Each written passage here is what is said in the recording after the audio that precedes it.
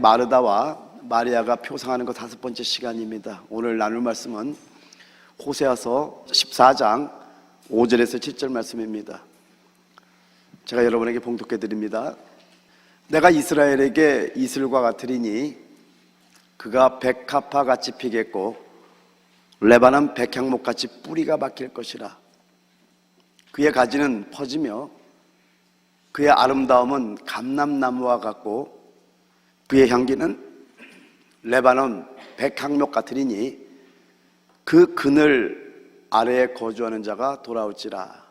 그들은 곡식같이 풍성할 것이며 포도나무같이 꽃이 필 것이며 그 향기는 레바논의 포도주같이 되리라. 아멘. 할렐루야. 전 마르다와 마리아가 표상하는 것이라는 제목으로 이제 말씀을 나누는 가운데 지난주와 이번 주 말씀은 비록 말씀이 연결되긴 하지만은 주님께서 강하게 저 안에 감동을 주셔서 여러분 연결해서 지금 말씀을 하고 있는 겁니다. 여러분, 왜 가장 빨리 난 싹이 제일 먼저 마를까요? 마태복음 13장 5절 6절에 말씀하기를 더러는 흙이 얇은 돌팔 때 떨어짐에 흙이 깊지 아니하므로 곧 싹이 나오나 해가 돋은 후에 타서 뿌리가 없으므로 말랐고. 첫 번째는 왜 가장 빨리 난 싹이 제일 먼저 마르냐면은 흙이 얇기 때문이라는 겁니다. 여러분, 흙이 얇다라는 것은 이제 여러분은 아시겠죠? 환경 안에서 사는 걸 말씀합니다. 또한 감정 안에서 사는 걸 말씀합니다. 그럼 여러분의 삶은 어떻습니까? 환경에 묶여 살고 있지는 않나요? 남들이 볼 때 뜨겁게 은혜를 받는 것 같지만은 또 금방 감정 때문에 잃어버리는 삶을 사는 거 아닙니까? 그래서 왜 가장 빨리 난 싹이 제일 먼저 마르냐면은 첫 번째는 흙이 얇다라는 겁니다. 흙이 얇다라는 것은 환경 안에서 사는 것, 또한 감정 안에서 사는 것을 말씀한다는 걸 잊지 마시기 바랍니다. 두 번째는 뭐예요? 뿌리가 없기 때문이라는 겁니다. 여러분, 우리가 이렇게 보이는 줄기는 밖에 보이는 생명을 말하고 보이지 않는 뿌리는 감추인 보이지 않는 생활을 말씀하고 있다는 겁니다. 여러분, 우리가 여기서 한 가지를 잡아야 되는 건 뭐냐면은 사람 앞에서의 생활만 있는 것은 가장 위험한 생활임을 잊지 말기를 했으면 부탁드립니다. 여러분, 우리는 보이지 않는 숨은 생활이 있어야 돼요. 지성소 깊은 곳에서 아버지가 말씀하는 그 말씀을 들을 때 얼마나 행복한지 모릅니다. 세 번째는 뭐예요? 흙 아래에 돌이 있기 때문이라는 겁니다. 그래서 이 돌은 첫 번째는 완고한 마음을 말씀해요. 근데 여러분, 그 완고한 마음이라는 거 여러분 많이 생각해 봐야 되는 게 뭐냐면은 먼저는 사무엘상 15장 23절에 그 완고한 마음을 이렇게 해석합니다. 이는 거역하는 것은 점치는 죄와 같고 완고한 것은 사신 우상에게 절하는 죄와 같음이라. 저는 목회자입니다. 저는 목사입니다. 목사가 제일 생각하는 게 뭘까요? 하나님이 나랍니다. 아버지의 마음입니다. 그러다 보니까 한편에서 제가 조금 제 자신을 발견했던 게 뭐냐면은 너무 사역에만 집중되어 있구나라는 걸 발견하게 됩니다. 그래서 어떤 면에서 성도님과 대화를 나눌 때 내가 너무나 사역에 대한 얘기만 한 건 아닌가? 라고 생각을 하게 됐어요. 지체들과 이렇게 대화를 나누면서 지체들이 깨닫게 해주는 말씀들을 생각해 봅니다. 그러네. 이것도 하나의 완고한 마음이라면은 저도 이걸 내려놓기 시작합니다. 어떻게 내려놓냐? 여러분의 아픔을 같이 나누기를 원합니다. 여러분의 고통을 같이 나누기를 원합니다. 같이 소통하고 싶은 거예요. 하나님 앞에 저도 묻습니다. 하나님, 혹시 저 안에 완고한 마음이 있습니까? 혹시 목회자라는 이것 때문에 목회자는 이런 거야 라고 하는 어떤 그런 마음은 있는 건 아닌가요? 묻게 되는 겁니다. 여러분, 왜 그러냐? 이 완고한 것은 사신 우상에 절한 죄와 같다고 말씀합니다. 이 말은 뭐예요? 사단을 숭배하는 것 같다라는 거예요. 좀 쉽게 얘기를 할게요. 좀 강하게 얘기를 할게요. 그래서 저도 제 자신을 살펴봅니다. 나에게는 완고한 것이 없을까? 주님의 계속 다루심을 받다 보니까 참 이런 생각이 너무나 자연스럽게 됩니다. 사랑하는 성도 여러분, 우리 속에 완고한 돌들이 숨어 있다면 제거합시다.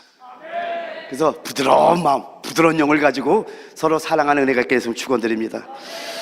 또 여러분, 흙 아래 돌이 있는 이 돌은요, 다른 것으로는 드러나지 않는 죄들을 말씀합니다. 감추인 죄들을 말해요. 여러분, 죄가 있는 한은요 절대로 뿌리가 깊어질 수 없습니다. 그래서 여기 젊은 친구들한테 제가 부탁을 했잖아요. 쉽지는 않은 것도 압니다. 왜냐하면 인터넷 시대고 스마트폰 시대이기 때문에 여러분 자기도 알게 모르게 중독된 것들이 얼마나 많이 있습니까? 그래서 여러분에게 부탁드렸던 거, 이제 미대 음식을 하면서 부탁한 게 뭐냐면은, 여러분이 혹시 이 인터넷 속에, 여러분 컴퓨터 속에서 잘못된 동영상이나 이런 거 있으면 다 없애달라고 부탁을 했던 이유가 있습니다. 그 악의 기운이 굉장히 강해요. 없애지 않으면은요 여러분 뿌리는 어느 정도 내려가는 것처럼 보이지만 깊이 내려갈 수 없어서 없애버리라는 겁니다. 근데 결단하게 되면 참 쉬운데, 이게 자꾸만 이 영들이 끌어다닐 거예요. 예수님은 끊어버렸잖아. 놀라운 은혜가 우리 교회에 임할 줄 믿습니다. 할렐루야.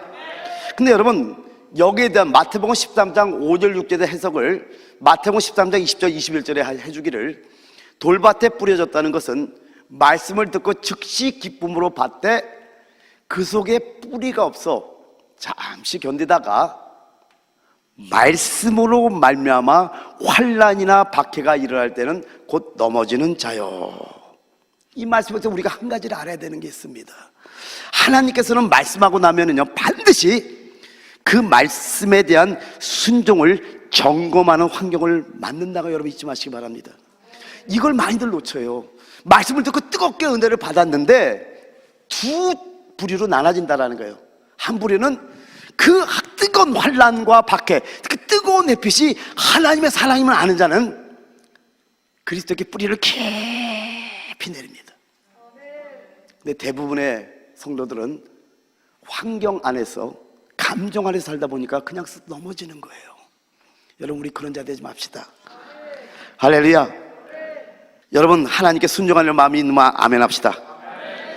왜 그러냐면요, 사단은 조금이라도 틈이 벌어지면은요 반드시 틈 사이로 비집고 들어와서 하나님과 여러분 사이를 갈라놓습니다. 그렇기 때문에 여러분, 오늘 결단하는 마음은 굉장히 중요한 겁니다. 내가 온전히 하나님께 헌신하겠다고 하는 그 마음을 가질 때 사단은 삐집고 들어올 틈이 없는 거예요. 근데 사단은 조금이라도 틈을 벌리면 바로 들어옵니다. 왜요? 여러분, 사단은 이기는 자가 나오는 걸 가장 두려워합니다. 왜요? 이기는 자가 사단을 이 땅에 집어 던지기 때문에 그래요, 여러분. 할렐루야. 그럼 여러분에게 한번 질문합니다. 하나님께 헌신하기를 원하십니까? 하나님의 말씀으로 인해 환난이나 박해가 와도 하나님께서 말씀 뒤에 안배하신 환경을 믿고 일어서기로 결단하십니까? 그러면 여러분, 모든 뜨거운 햇빛이 여러분을 예수 그리스도 안으로 깊이 뿌리 내리게 하는 환경이 될 줄 믿습니다. 오늘은 이제 뿌리 깊은 생활에 대해서 좀 말씀을 하려고 그래요. 여러분, 이제는 여러분들이 마르다와 마리아가 표상을 통해서 많은 것들이 깨달아지고 있죠. 여러분, 우리 그리스도인의 생활은 성막의 상황과 같다는 거 여러분 아셔야 돼요. 성막에 보면 바깥들은 굉장히 분주합니다. 이거와 마찬가지로 그 성막의 바깥들은 우리의 몸을 표징하잖아요, 그죠? 그러니까 우리 몸은 절대로 게을러서 살고 바빠야 되는 거 여러분 깨달으시기 바랍니다. 하나님의 나라를 위해서 쉬지 않는 자가 될지어다. 게으르지 말지어다. 이렇게 몸은 바쁘지만은 우리의 영은 하나님의 지성사에서 안식하는 거예요. 이게 어떤 모습이냐면, 마리아가 주님의 발 앞에 이렇게 앉아서 주의 음성을 듣고 있잖아요. 주의 말씀을 듣고 있잖아요. 그 결과 그걸로 끝난 게 아닌 걸 여러분 이제 아셨잖아요. 그 말씀을 들을 때 우리 주님의 갈망이 뭔지, 우리 주님의 뜻이 무엇인지, 주님의 원하는 건 무엇인지 알고 주님이 원하는 가장 귀한 그 일을 마리아가 감당했다고 여러분 아셔야 해요. 이게 바로 뿌리 깊은 생활이라는 겁니다. 뿌리를 깊이 주님 앞에 내려서 어디까지 들어가냐? 지성소 깊은 곳까지 들어가서 그분의 음성을 들으며 평안히 있는 이들의 삶을 누리기를 원하는데, 거기에 대한 그림이 어디 나오냐면요, 호세아서 14장 5절에서 7절에 이거와 연결되는 말씀이 좀 나오고 있습니다. 한번 보도록 하죠. 내가 이스라엘에게 이슬과 같으리니 그가 백합화같이 피겠고 레바논 백향목같이 뿌리가 박힐 것이라. 그의 가지는 퍼지며 그의 아름다움은 감람나무와 같고 그의 향기는 레바논 백향목 같으리니 그 그늘 아래 거주하는 자가 돌아올지라. 그들은 곡식같이 풍성할 것이며 포도나무같이 꽃이 필 것이며 그 향기는 레바논의 포도주같이 되리라. 좀 말씀은 좀 어려운데요. 왜? 상식적으로 되어 있기 때문에. 근데 여러분 이렇게 이제 주의적으로 해석해 주면 여러분 또 쉽게 여러분 이해가 될 줄 믿습니다. 여러분 이런 말씀을 볼 때는 제가 항상 어떤 말씀을 여러분에게 해석해 드릴 때 성경 전체가 뭘 말하는지를 말씀해 드린 이유를 좀 아셔야 됩니다. 여러분 호세아서는 간단합니다. 어려운 말씀이 아니에요. 호세아서는 크게 이제 세 단락으로 나누면 됩니다. 1장부터 3장은 음란한 아내에 대해서 말씀합니다. 그리고 4장부터 13장까지는 변절한 백성들, 즉 이스라엘 백성들에 대해서 말씀하고요. 그리고 14장은 놀라운 장이죠. 이스라엘 회복에 대해서 말씀합니다. 그러니까 호세아서는 간단하게 이 세 가지를 보면 됩니다. 음란한 아내, 변절한 백성, 그리고 이스라엘의 회복. 그래서 호세아의 결론이 어떻게 끝나냐면요, 하나님의 사랑에 의한 생명 안에서의 변화를 끝나는 게 호세아. 그래서 저는 호세아서가 너무 좋아요. 여러분, 우리는 음란한 고매 같은 자들인 걸 믿으시기 바랍니다. 하나님의 그 사랑을 잃어버리고 하나님께 변절했던 배신자들이 우리예요. 그런데 그런 자들을 버리지 않고 끝까지 하나님 사랑해주는 그 사랑에 감격할 수밖에 없는 거예요. 그래서 호세아의 결론을 봤더니 하나님의 사랑에 의한 생명 안에서의 변화로 끝나는 것이 호세아서예요. 너무 좋죠? 근데 여러분 이렇게 호세아에서 14장 5절부터 여러분 저 7절까지 읽었는데 5절 들어가기 4절에 뭐라고 나오냐면요, 호세아 14장 4절에 말씀하기를 내가 그들의 반역을 고치고 고쳐주겠대. 그리고 기쁘게 그들을 아니 음란한 고멜 같은 자들이고 변절한 백성들인데도 불구하고 내가 그들의 반역을 고치고 기쁘게 그들을 사랑하리니 나의 진노가 그에게서 떠났음이라. 이렇게 말씀합니다. 여러분 이 말씀만 들어도 막 힘이 나지 않습니까? 야, 하나님 우리를 이토록 사랑하셔. 그리고 5절에 첫 번째 말씀이 뭐예요? 내가 이스라엘에게 이슬과 같으리니 I'll be like the dew to Israel. 이렇게 이스라엘에게 이슬과 같다고 하면서 호세아서 14장 5절부터 7절에 뭘 말씀하냐면요, 레바논의 백향목과 대비되는 세 가지를 말씀해주고 있다는 겁니다. 그 세 가지가 뭐냐면은 따라합니다. 백합화, 감람나무, 포도나무. 그 레바논의 백향목과 대비해서 세 가지를 말씀해 주는데 하나는 백합화요, 또 한 가지는 감람나무요, 또 한 가지는 포도나무를 대비해서 보여주고 있다는 겁니다. 여러분 그러면 이제 호세아서 14장 5절을 크게 같이 한번 읽습니다. 시작. 내가 이스라엘에게 이슬과 같으리니 그가 백합화같이 피겠고 레바논 백향목같이 뿌리가 박힐 것이라. 여러분 레바논의 백향목은 어떤 나무냐면요, 세상에서 가장 크고 견고하고 뿌리가 깊은 나무가 바로 레바논의 백향나무입니다. 그럼 뭘 상징할까요? 그럼 여기서 우리가 상징하는 의미를 우리가 알아야 된다는 겁니다. 이 레바논의 백향목이 상징하는 것은 우리가 예수 그리스도께 깊이 뿌리를 받고 깊은 데서 자람으로 인성까지도 높아져야 한다는 걸 말씀하고 있다는 겁니다. 여러분 그 인성은 어떤 인성일까요? 예수 그리스도의 생명으로 조성된 인성을 말하고 있다는 겁니다. 그럼 여러분이 예수 그리스도의 생명과 인성으로 조성됐다면은 그걸 다른 말로 하면은 믿음이 좋다고 할 수 있겠죠? 그죠? 아멘? 여러분 예수 그리스도의 생명과 인성으로 조성됐기 때문에 믿음이 좋다면은요, 인성까지도 반드시 변화돼야 된다는 겁니다. 이게 믿음이에요. 그럼 여러분 예수 그리스도의 인성은 어떤 인성일까요? 제가 여러분을 복음서를 보는 방법도 여러분 계속해서 말씀드렸죠.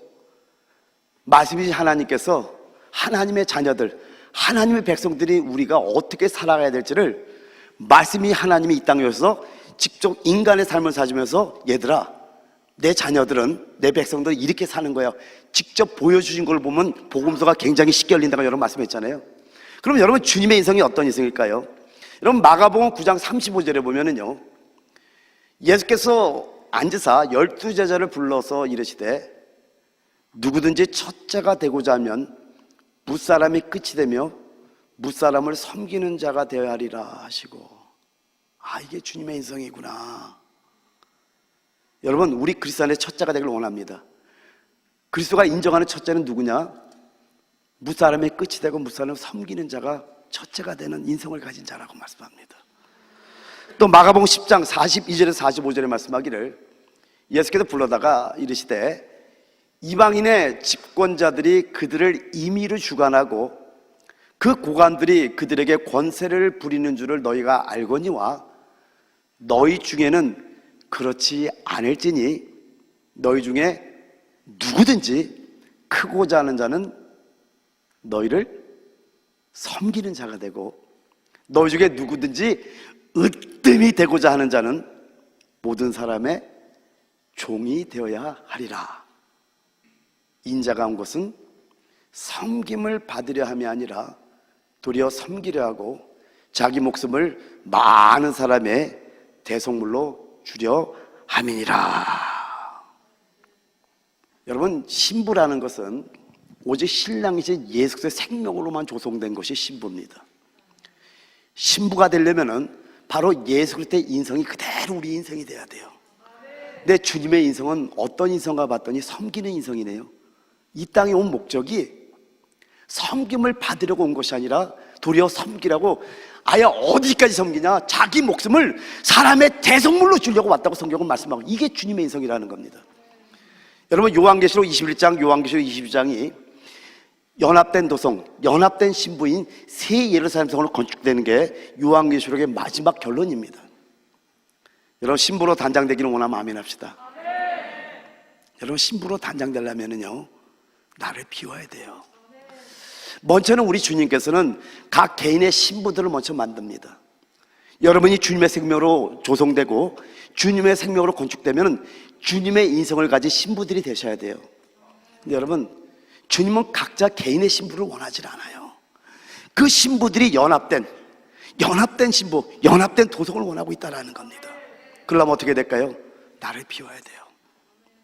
나를 비우지 않으면 절대 섬길 수가 없게 되는 겁니다. 그러니까 지금 우리가 이 백향목을 통해서, 레바논의 백향목을 통해서 예수 그리스도께 깊이 뿌리를 받고 깊은 데서 자라보는 말미암아 인성까지도 높아진다고 상징한다면은, 여러분이 정말 그리스도에 깊이 뿌리 내린 자들이라면은 예수 그리스도의 생명을 조성된 인성을 가진 자들로서 서로가 섬기는 모습이 여기서 나타날 때 이것이 바로 정말로 주님을 만난 자들의 모습이라는 걸 여러분 깨달으셔야 된다는 거예요. 할렐루야. 여러분, 예수 그리스도의 생명으로 조성됩시다. 그래서 여러분, 금요일날 돌아온 탕자를 통해서 말씀한 거 여러분 잊어서는 안 됩니다. 많은 사람들이 교회에서 기도도 많이 하고 성경도 많이 읽고 예배도 잘 참석하고 도덕성이 남보다 10배나 더 하고 행실이 누구에게도 문제가 없다 할지라도 아버지와 문제되면은 그 자체가 문제되면 여러분 아셔야 되는 걸 말씀했어요. 이게 탕자의 비였던 거예요. 여러분, 탕자는 언제부터 탕자예요? 아버지를 떠난 그 시간부터 탕자입니다. 탕자가 돈을 많이 벌면 탕자가 아닐까요? 아버지보다 돈을 더 많이 벌면 재산이 더 많으면 탕자가 아닐까? 아니요. 이거와 마찬가지. 여러분, 우리가 예배를 참석하고 기도 많이 하고 성경 많이를 봐도 여러분, 우리가 그리스도 안에 거하는 자가 돼야 돼요. 그리스도 안에 깊이 뿌리를 내면 반드시 그분의 인성이 나타납니다. 그 인성은 내가 나타난 인성이 아니에요. 서로를 살리는 인성입니다. 서로에게 생명을 주는 인성이에요. 저는 우리 원희선 배단위가 이런 교회가 되기를 정말 원하는 거예요. 그래서 우리가 흙 밑에 숨어있는 그 돌, 완고한 마음이 나한테도 있나 저도 점검합니다. 뿌리가 깊이 내리지 못하면 반드시 그런 것들이 나타나게 돼 있거든요. 왜? 그런 것들이 뿌리를 내리지 못하게 하기 때문에 하나님께 저도 묻는 거예요. 여러분들 같이 물읍시다. 그래서 레바논의 백향목이 상징하는 게 뭔지를 여러분이 아셔야 되는 거예요. 뿌리를 깊이 그리스도께 내려보려면 그 깊은 데서부터 높이 자라는 그 그리스도의 인성, 그리스도의 생명을 조성된 그 인성을 가질 때 여러분 그 모습이 얼마나 아름다운지 아시기를 예수를 축원드립니다. 그리고 여기 6절에 보면은요, 호세아 14장 6절에 말씀하기를 그의 가지는 퍼지며 그의 아름다움은 감람나무 같고 그의 향기는 레바논 백향목 같으니라고 했는데, 여기 그의 가지는 퍼지며 라고 되어 있는데요, 영어로 보면 His shoots shall spread out.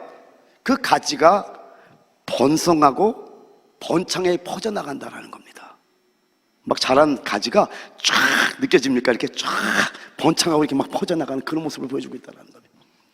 He shoots, shall spread out. 쫙 퍼져나가 느낌이 오죠? 그리고 여기 7절에 보면은요, 그 그늘 아래 거주하는 자가 돌아올지라 그들은 곡식까지 풍성할 것이며, 근데 요걸 세 번역으로 보면은요, 그들이 다시 내 그늘 밑에 살면서 농사를 지어서 곡식을 거둘 것이다 라고 되어 있습니다. 그럼 여러분, 여기서 여호와의 그늘 밑에 산다는 게 뭐냐라는 거예요. 이게 뭘 말씀하는 거냐? 요 말씀과 연결되는 것이 시편 91편 1절과 2절을 보게 되면은요, 지존자의 은밀한 곳에 거주하며 전능자의 그늘 밑 아래에 사는 자여, 나는 여호와를 향하여 말하기를 그는 나의 피하는 처요 나의 요새요 내가 의뢰하는 하나님이라 하리니. 그러니까 이런 뜻입니다. 지존자의 그늘 아래 거함으로 주님이 그들의 피난처요 그들의 요새요 그들의 신뢰하는 하나님이시기 때문에 그 어떤 상황도 두려움을 줄 수 없는 은혜로 덮임을 상징하는 겁니다. 여러분, 지존자 그늘 아래 숨어 보세요. 거기 살아보세요. 어떤 것도 우리에게 두려움을 줄 수 없는 걸 믿으시기 바랍니다. 여기에 대한 예를 보면은요, 고린도서 12장 9절 사도 바울의 고백에 또 나오더라고요. 뭐라고 말씀합니까? 나에게 이르시기를 내 은혜가 내게 족하도다. 이는 내 능력이 약한 데서 온전하의 짐이라 하신지라. 그러므로 도리어 크게 기뻐함으로 나의 여러 약한 것들에 대하여 자랑하리니 이는 그리스도의 능력이 내게 머물게 하려 함이라. 무슨 얘기입니까? 사도 바울에게도 아픔이 있었던 거예요. 육체의 가시, 사단의 사자가 있었던 거예요. 이것 때문에 하나님, 육체의 가시를 제거해달라고, 사단의 사자는 없어달라고 3번이나 간구했다고 성경은 나옵니다. 3번 간구했던, 한 번, 두 번, 3번 기도했다는 의미가 아니라 간절하게 기도했다는 표현입니다. 그때 주의 음성이 들리는 거예요. 내게 이르시기를 내 은혜가 내게 족하도다. 족하다는 저 헬라어 의미는요, 조금도 부족함이 없는 은혜라는 거예요. 이걸 딱 깨달으니까 어떻게 변합니까? 도리어 크게 기뻐함으로, 그냥 기뻐하는 게 아니죠. 도리어 크게 기뻐하는, 이제 그 여러 약한 것들에서 자랑을 하고 있어요. 전에는 두려워했던 거를 자랑하고, 그러면서 뭐라고 합니다? 이는 그리스도의 능력이 내게 머물게 하려 함이라. 오직 예수만 자랑하게 된 자가 된다라는 거예요. 여러분, 이렇게 지존자의 그늘 아래 사는 자들은요, 어떤 것도 여러분을 두려워할 수가 없다는 그 뜻이에요. 아멘. 그래서 그들이 다시 내 그늘 밑에 살면서, 여호와의 그늘 밑에 사는 자들의 축복이 이런 걸 여러분이 잊지 말기를 예수의 축원드립니다. 고린도후서 14장 7절을 한번 다시 한번 읽습니다. 시작. 그 그늘 아래 거주하는 자가 돌아올지라. 그들은 곡식같이 풍성할 것이며 포도나무같이 꽃이 필 것이며 그 향기는 레바논의 포도주같이 되리라. 여기 보니까 그들은 곡식같이 또 풍성할 것이라고 나오네요. 여러분, 곡식이 뭐죠? 먹는 겁니다. 그럼 뭘 상징할까요?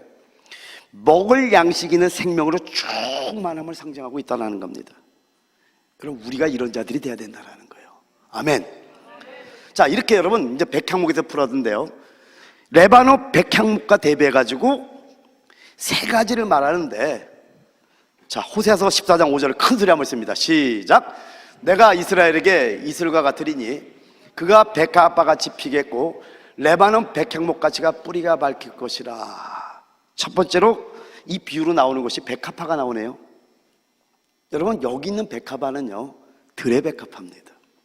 온실 속의 백합화도 아니고 화분 속의 백합화도 아니고 골짜기 속의 백합화입니다. 누가 돌보죠? 하나님이 돌봅니다. 누구에 길러지는 백합화죠? 하나님의 길러지는 백합화라는 거예요. 여러분, 어디에 있는 백합화라고요? 골짜기 속의 백합화라는 겁니다. 향기가 대단합니다. 저는 맡아본 적이 있었습니다. 놀랬던 거예요. 여러분, 온실 속의 백합화, 그건 냄새가 아니에요. 저 골짜기 깊은 곳에 있는 그 백합화는 향기가 진동을 합니다. 와우. 근데 여러분, 이 향기가 진동해서 하나님이 흠양한다는 말이 제일 먼저 어디 나왔는가 봤더니요, 창세기 노아 사건에 보면, 창세기 8장 20절 21절에 보면은 노아가 여호와께 제단을 쌓고 모든 정결한 짐승과 모든 정결한 새 중에서 제물을 취하여 번제로 제단에 드렸더니 여기 나오네요. 여호와께서 그 향기를 받으시고, 옛날에 개역성경에는 흠향하시고 하나님께 드린 그 번제를 너무나 기뻐서 이렇게 향기를 받으시는 모습이 제일 먼저 나온 것이 창세기 8장 20절 21절이더라고요. 여러분, 이게 무슨 의미냐면 이런 겁니다. 여러분이 그리스도께 깊이 뿌리 내린 생활 속에서 그리스도의 생명으로 조성된 인성의 삶을 살 때요, 이게 바로 하나님께 향기를 바라는 순결한 생활이 되는 겁니다. 그리스도께 깊이 뿌리를 내 그 깊은 데서부터 그리스도의 인성이 깊이 자라는 이 모습이, 이런 삶이 하나님이 좋다 흠양하는 삶이 되는 거예요. 이런 삶을 하나님은 원하는 거예요. 마리아의 모습이 보입니까? 왜? But only one thing is needed. 이 한 가지만이 필요하다고 말하는지 아시겠어요? 이런 삶을 하나님은 흠양하시고 이런 삶을 하나님은 순결한 삶이라고 인정하는 겁니다. 여러분, 우리의 생활은요, 이렇게 하나님께 향기를 바라는 순결한 생활, 하나님을 흠양하는 생활이 될 줄 믿습니다. 자, 두 번째, 이제 호세아서 14장 6절 다 같이 큰 목소리 있습니다. 시작. 그의 가지는 퍼지며 그의 아름다움은 감람나무와 같고 그의 향기는 레바논 백향목 같으니니. 두 번째 비유는 이제 감람나무가 나오네요. 여러분, 감람나무의 아름다움은요, 꽃에 있는 것이 아니라 기름을 낼 수 있는 열매에 있습니다. 이걸 통해서 우리가 알아야 될 게 뭘까요? 우리의 삶은 성령의 열매를 맺는 삶이 되어야 되는 겁니다. 그리고 기름을 흘려내는 삶을 살아야 되는 거예요. 여러분, 우리 주님께서 이거에서 실질적으로 보여준 사건이 어디 나오냐면 누가복음 22장 39절에서 44절의 말씀 나오는데, 주님께서 십자가로 가기 전날 밤에 기도한 곳이 어딘가 한번 보죠. 그것이 감람산입니다. 한번 보죠. 누가복음 22장 39절에 말씀하기를, 예수께서 나가사 습관을 따라 감람산에 가시매. 그리고 40절, 그곳에 이르러 그들에게 이르시되 유혹에 빠지지 않게 기도하라 하시고 그들을 떠나 돌 던진 만큼 가서 무릎을 꿇고 기도하여 이르시되 아버지여, 만일 아버지의 뜻이거든 이 잔을 내게서 옮기시옵소서. 그러나 내 원대로 마시옵고 아버지의 원대로 되기를 원하나이다 하시니, 천사가 하늘로부터 예수께 나타나 힘을 더하더라. 예수께서 힘쓰고 애써 더욱 간절히 기도하시니 땀이 땅에 떨어지는 핏방울 같이 되더라. 저게 감람산의 기도입니다. 여러분, 감람나무, 감람열매란 모든 단어의 그 히브리어는 자이트라는 단어를 씁니다.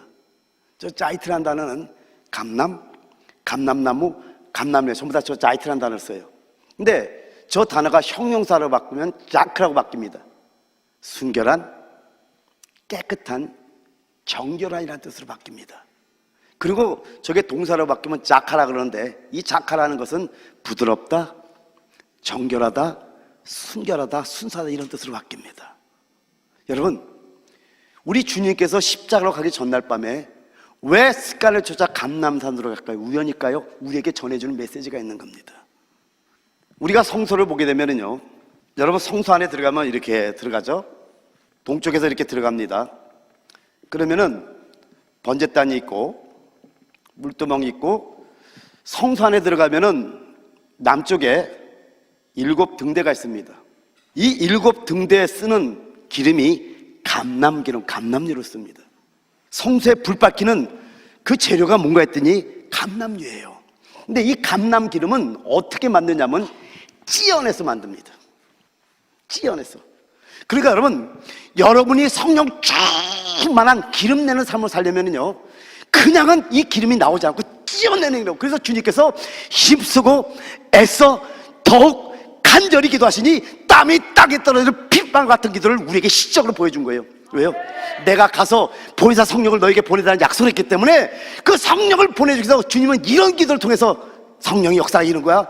힘쓰고 애써 더 간절히 찌어내는 기도를 보여줬던 겁니다. 이게 감람산의 비밀인 겁니다. 여러분, 기름을 흘려내기 위해서는 찌어내는 기도가 있어야 된다는 겁니다. 할렐루야. 그렇기 때문에 여러분, 이 감람나무를 통해서 우리에게 말씀하는 게 뭐냐면요, 우리의 삶은 성령의 열매를 맺는 삶이 돼야 되고 기름을 흘려내는 삶이 돼야 된다는 거예요. 근데 여러분, 우리가 이렇게 기름을 흘려낼 때 우리도 기름 충만함이 있겠지만은 내가 가는 곳에 기름이 전달되는 놀라운 역사가 있는 거 있지 않는 거 예수님 축원드립니다. 할렐루야. 자, 세 번째요, 우리 호세아서 14장 7절부터 한번 큰 소리 한번 씁니다. 시작. 그 그늘 아래 거주하는 자가 돌아올지라. 그들은 곡식까지 풍성할 것이며 포도나무같이 꽃이 필 것이며 그 향기는 레바논의 포도주같이 되리라.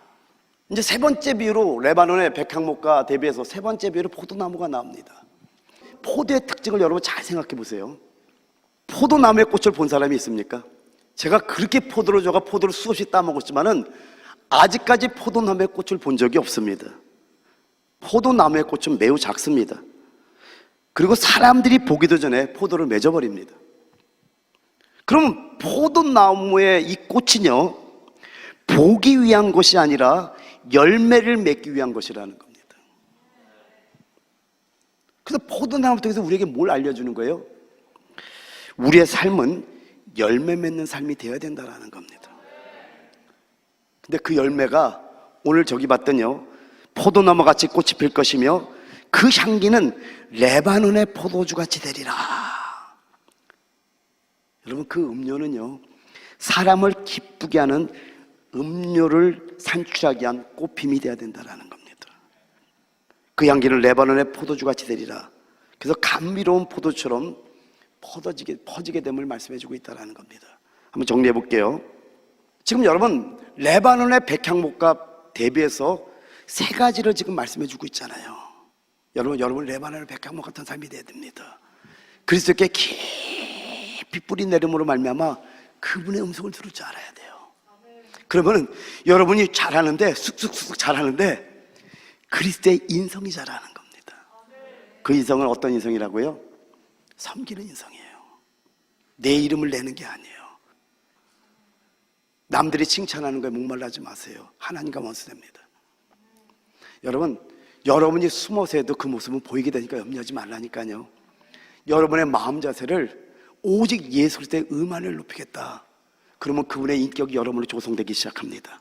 그분의 생명이 여러분이 조성되면서 그분의 인격이 여러분이 나타나는 그런 삶을 살 때 여러분 세 가지의 놀라운 역사가 있는데, 첫 번째는 뭐였죠? 화분 속의 백합화가 아닌 골짜기 속의 백합화와 대비되고 있다는 겁니다. 이 백합화는 사람에게 향기를 발하기 위한 것이 아니라는 거예요. 이 백합화는요, 하나님이 돌보시고 하나님에 의해서 길러지는 이 백합화인 우리는요, 오직 하나님을 위해서 향기를 발해야 되는 거예요. 다시 한번 말씀드리면요, 우리가 이렇게 깊이 그리스도에게 뿌리를 내리고 그리스도 생명으로 조성되는 그리스도의 인성으로 이렇게 높이 자라는 자들의 삶이 되면은요, 하나님의 그 향기를 너무나 기뻐하신다라는 겁니다. 감람나무는 어떻습니까? 우리의 삶이 기름을 내는 열매를 맺는 삶을 통해 우리가 가는 곳마다 기름 부음의 현장이 돼야 돼요. 나는 이것이 해리가 돼야 되고, 이것이 중미가 돼야 되고, 이것이 남미가 되고, 이게 세계로 번져나가기를 원합니다. 여러분, 기름 부음을 흘려냅시다. 포도나무는 어떻습니까?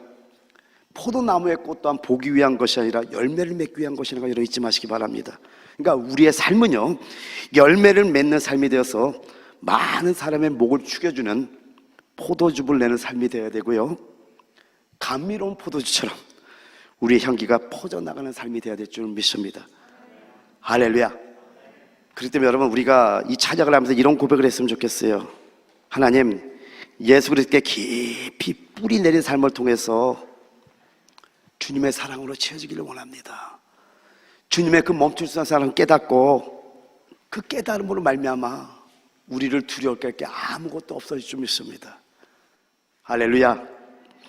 우리 한번 찬양하면서 주님의 사랑으로 충만히 채워지는 시간 되기를 원합니다.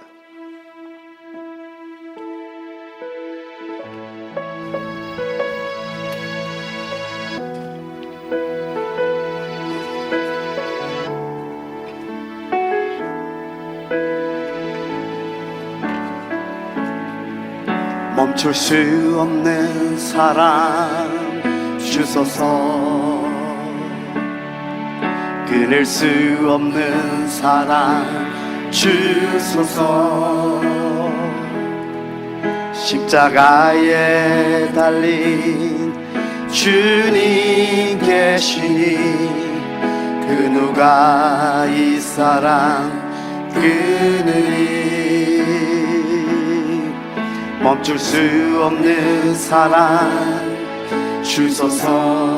끊을 수 없는 사랑, 끊을 수 없는 사랑 주소서. 주께서 주신 비전 그 말씀이 있으니 주가 명하신 이 길 걸어가리. 주님의 나라 영원하며 주님의 영광 무궁하니 나그네된 나의 삶 감사하리. 마음 다해 주님을 찬양해. 멈출 수 없는 사랑 내게 주소서. 아버지의 눈물 그 사랑을 끊을 수 없는 사랑 주여 내게 주소서. 십자가에 달린 그 사랑. 다시 한번 찬양합니다. 멈출 수 없는 사랑 주소서. 기도하는 마음으로 찬양합니다. 끊을 수 없는 사랑 주소서. 십자가에 달린 주님 계시니 그 누가 이 사랑 끊으리. 아멘. 멈출 수 없는 사랑 주소서. 끊을 수 없는 사랑 주소서. 주께서 주신 비전 그 말씀이 있으니 주가 명하신 이 길 걸어가리. 주님의 나라 영원하며 주님의 영광 무궁하니 나그네된 나의 삶 감사하리. 마음 다해 주님을 찬양해. 멈출 수 없는 사랑 주여 우리에게 주시옵소서. 내게 주소서. 아버지의 눈물 그 사랑을 끊을 수 없는 사랑 내게 주소서. 십자가에 달린 그 멈출 수 없는 사랑. 멈출 수 없는 사랑 내게 주소서. 아버지의 눈물 그 사랑을 끊을 수 없는 사랑 내게 주소서. 십자가에 달린 그 사랑. 아멘. 여러분 우리가 예수 그리스도의 깊이 뿌리를 받고 주님의 음성을 이제 듣습니다. 참 희한하죠. 주의 말씀을 듣는 게 말씀의 깨달음으로 끝나는 게 아니에요. 말씀은 곧 인격입니다. 주님의 인격이에요. 말씀은 곧 생명입니다. 말씀은 곧 빛입니다. 말씀을 깨달으면 깨달을수록 왜 사도 바울이 내가 주인 중에 계수라고 십자가에 가기 전에, 즉 순교하기 전에 왜 그 고백을 했는지 여러분 아세요? 주님의 영광의 빛을 깨달으면 깨달을수록 내 존재가 발각되기 시작합니다. 내 주님의 말씀을 깨닫는데 참 신기한 게 그분의 인격이 내 안에 조성되기 시작하는 거예요. 이거구나. 이런 삶을 살 때 백합화처럼 하나님이 그 냄새를 기뻐하세요. 너무 아름답구나, 너무 순결하구나. 그리고 그런 삶을 사는 것이 바로 감람나무, 기름을 흘려내는 삶이 되는 거예요. 그리고 다른 사람의 목마름을 채워주기 시작해요. 다른 사람의 목을 죽여주기 시작합니다. 이런 자가 마리아 같은 자예요. 그래서 우리가 바깥들에서 일이 있어야 돼요. 우리의 몸은 게을러서는 안 되는데 그게 바로 수가성 여인을 통해서 말씀한 거예요. 요한복음 4장에 그 여인이 예수를 만나자마자 물동이를 집어 던져버리고 목마름이 해결됐잖아요. 남들의 눈을 피해서 나온 그들의 두려움을 잃어버리고 가서 그들을 오히려 끌고 오는 거예요. 이게 바깥들의 봉사가 돼야 되는 거예요. 그 봉사는 어디서부터 시작됐죠? 지성소 깊은 곳, 주님을 양식으로 누린 것부터 시작되는 거. 그래서 계속 여러분 몇 주에 걸쳐서 이렇게 연결해서 말씀하고 있는 겁니다. 이 시간 기도할 때 하나님, 그분의 그 사랑 깨달으면 모든 거 다 할 수 있을 텐데 하나님 깨닫기를 원합니다. 오늘부터 하나님 내 삶에 주님께 깊이 뿌리내는 삶이 되기를 원합니다. 우리 합심도 한번 기도하기를 원합니다. 기도하겠습니다.